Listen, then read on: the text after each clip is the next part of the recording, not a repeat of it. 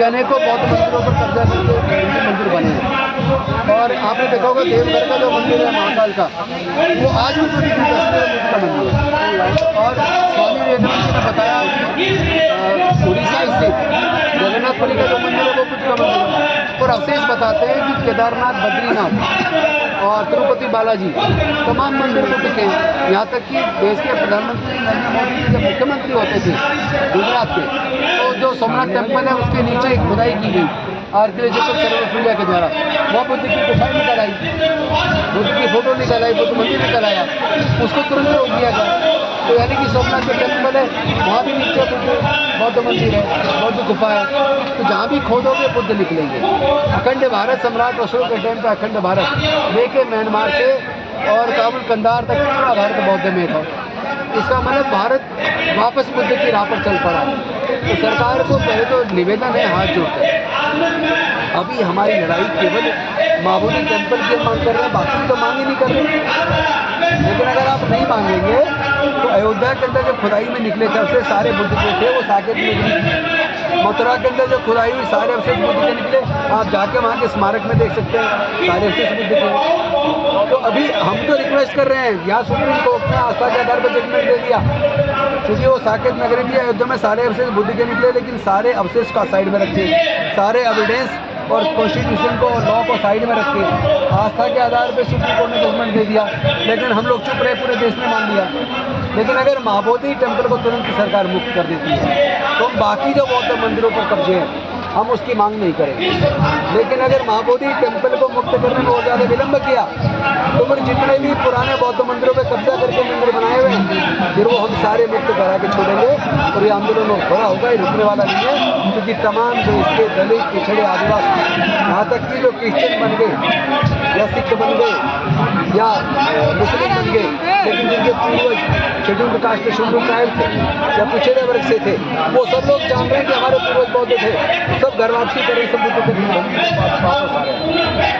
उसके भारत तो 90% भारत तो बौद्ध हो जाएगा, फिर मांगना धोना पड़ेगा, फिर तो अपना भी वो दे देंगे हाथ जोड़कर।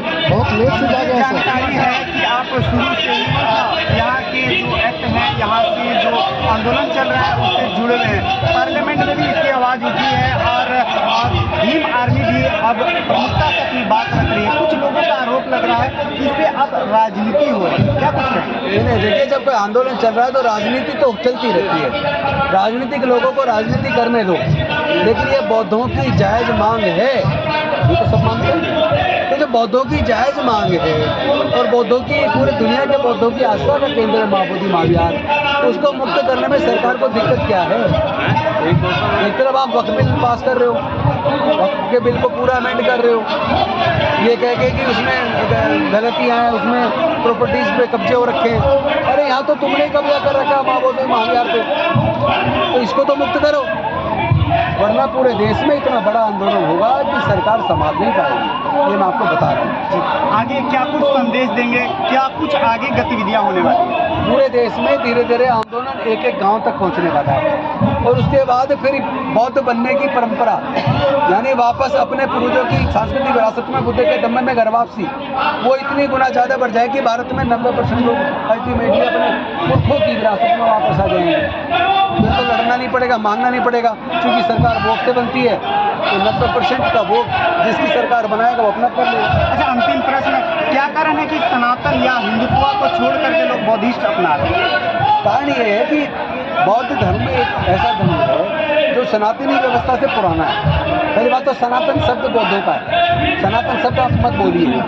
सनातन तो बुद्ध ने कहा ऐस धम्मो सनातनो, यानी जो यूनिवर्सल ट्रूथ है, जो बुद्ध ने तब कहा वो आज भी सत्य है। बुद्ध ने तब कहा था कि पूरी दुनिया का धीरे धीरे प्रकृति का विकास हुआ है, ये किसी व्यक्ति ने नहीं बनाया, किसी के मुख से पैदा, यहाँ से पैदा, वहाँ से, सब बकवास है। बुद्ध ने इस थ्योरी को नकार के और धीरे धीरे विकास का, विज्ञान का रास्ता बताया था। उन्होंने वैज्ञानिक दृष्टिकोण दिया। अंधविश्वास, पाखंडवाद को बिल्कुल बौद्ध लोग नहीं मानते हैं। तो वापस बौद्ध तो इसलिए बनना है क्योंकि इस वर्णवादी, जातिवादी व्यवस्था को भारत में आने से पहले तो पूरा भारत बौद्ध में था, अखंड भारत था। तो वापसी जैसे जैसे लोगों को ज्ञान होगा कि उनके पूर्वज बौद्ध थे, और फिर बौद्ध धर्म जो वो शांति मानवता का धर्म है, उसमें समता, स्वतंत्रता, बंधुता, न्याय, करुणा, मैत्री, शील, प्रज्ञा है, वो तो सबके लिए कल्याणकारी है। वो तो बिना किसी लालच के, बिना किसी धमकी के अपने आप लोग उसमें आएंगे ही आएंगे, इसको कोई रोक नहीं पाएगा। तो एक सवाल सर, बहुत देर से जागे हैं सर। देखिए, जैसे जानकारी होगी तभी तो जागेगा। उनको शिक्षा से हजारों साल तक वंचित रखा, संपत्ति से वंचित रखा, तो जब ज्ञान से वंचित रखा तो ज्ञान आता कहाँ से? जैसे डॉक्टर बाबा साहेब अम्बेडकर जी ने उनके ज्ञान के रास्ते खोल दिए, और जैसे ही ज्ञान मिलना शुरू हुआ तो ये ज्ञान भी हो गया कि हमारे पूर्वज बौद्ध थे, तो फिर घर वापसी तो होने लगी ना। तो ये आपके सवाल का जवाब है कि देर से क्यों जागे। भाई, जब ज्ञान पे ही बंदिश थी तो वो ज्ञान मिलता कैसे? ज्ञान के बंदिश हटी और लोगों को ज्ञान मिलना शुरू हुआ तो लोग घर वापसी करने लगे। अच्छा, ये आरोप लग रहा है कि बौद्धों का प्रचार का मतलब है पंडित पांडव को अपमानित करना है। नहीं, ये गलत है। बौद्ध लोग तो कभी किसी का अपमान कर ही नहीं सकते। बौद्ध तो वैसे भी शांति और मानवता का धर्म है, वो तो सबके लिए मंगल कामना करता है। लेकिन अगर हम ये करें, बौद्ध लोग कह रहे हैं महाविहार को मुक्त कर दो, उसमें बैठे 2-4 पंडे अगर ये सोच रहे हैं कि वो पंडे ही पूरा समाज है, तो गलत है। मैं तो ये कहूँगा पूरे देश के ब्राह्मणों से वो भी आए, दिल बड़ा करें और इन 4 पंडों को कहें कि भाई महाविहार को हम मुक्त कर दो। इसमें लड़ने की जरूरत नहीं है, प्यार मोहब्बत से कर दो, और इसलिए कर दो क्योंकि ये बौद्धों की सांस्कृतिक विरासत है, इसमें आपका कोई हक नहीं है। जी, तो आप गौतम पाल जी को सुन रहे थे, क्या कुछ इस